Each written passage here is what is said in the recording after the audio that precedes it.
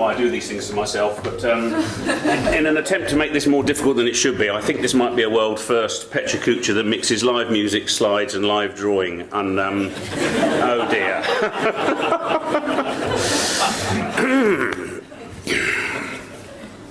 Yes, please. Most work is coercive. It is done to you. The best work is coactive and co-creative. It is done with, for and by you. It is totally human to want, need and expect that our contributions and views be taken into consideration, and yet we defy these wants, needs and expectations at almost every step in our working lives. Never do anything about me without me. In 2013, the Design Council survey showed that the CEOs across the world saw creativity as the most desirable capability and capacity to be able to cope with an ever-changing world. And yet, for some reason, we seem determined to squash this out of people. For what it's worth, I think that sounds a little bit like this.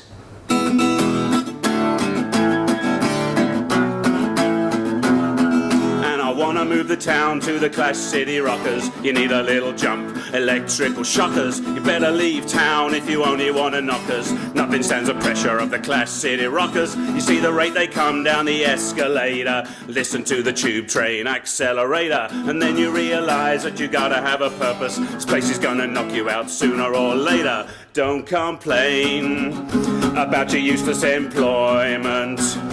Jack it in forever tonight, or shut your mouth and pretend you enjoy it. Just think of all the money you got. Yeah, yeah.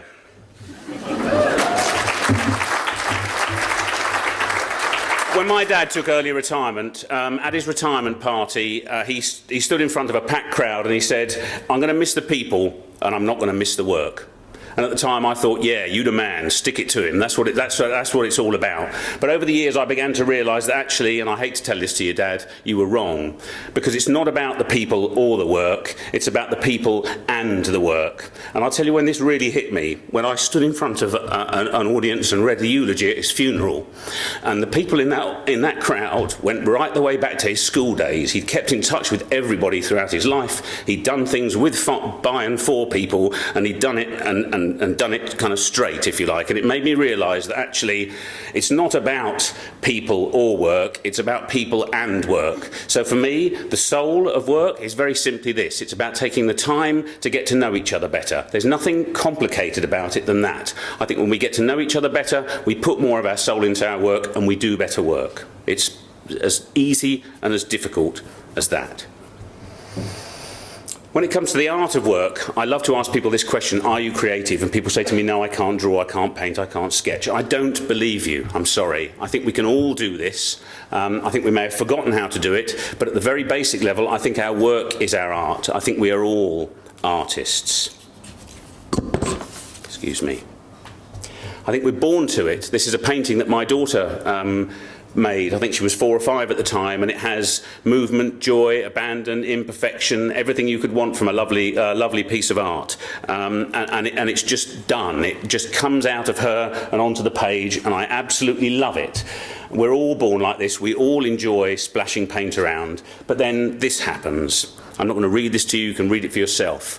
We start to shame each other, we start to judge each other, and as a result of that, we start to retreat back into ourselves. So I implore you, please, suspend judgment. Just for a while, let those new ideas out, give them a chance to breathe, give them a chance to flow.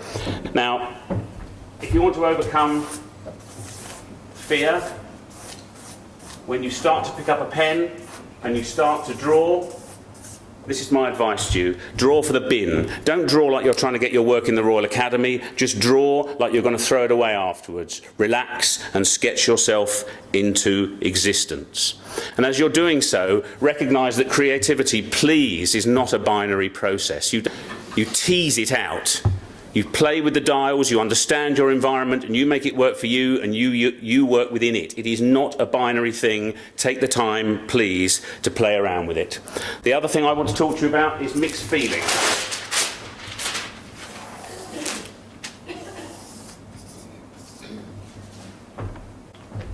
the yin and the yang. It's not the right or the wrong answer. Very often it's the right and the wrong answer. So get comfortable with uncertainty if you want to bring more creativity to your work.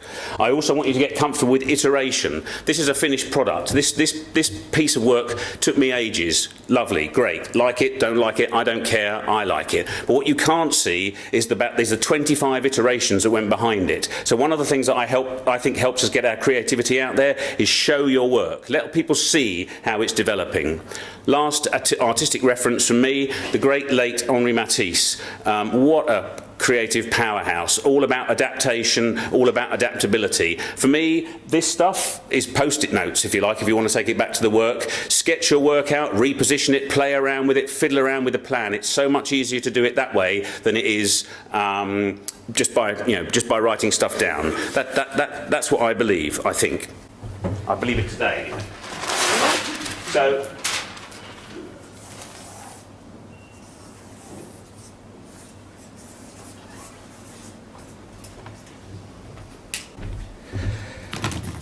So I think if we bring our soul to work, we get to know each other better. If we recognise that when it comes to being creative, we're all born to it. We suspend judgment, we draw for the bin, as you can see. We're not binary, and it's all about mixed feelings. It's about and, not or. If we show our work through iteration and we're prepared to be adaptive and adaptable, then I believe that we have a chance of being able to say RIP, sorry about the crappy headstone, to crap work, if you like, and instead